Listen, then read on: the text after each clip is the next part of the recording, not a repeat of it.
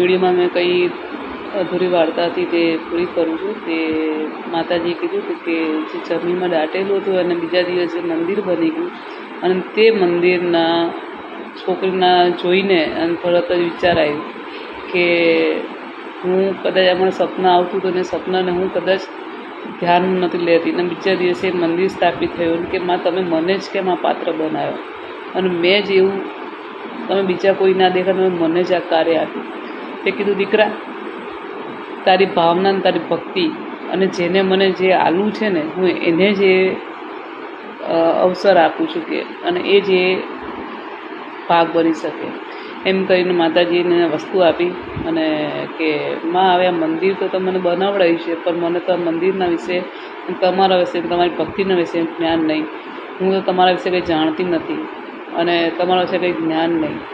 એક કામ કરજે, હું તને મારી દીકરી તો બનાવું છું પણ તું એક કામ કરજે કે આ મંદિરને તું મારી રીતે સાચવવાની અને હું તને એનો નિયમ અને કઈ રીતે એની ભક્તિ થાય એ તને હું સમજાવીશ.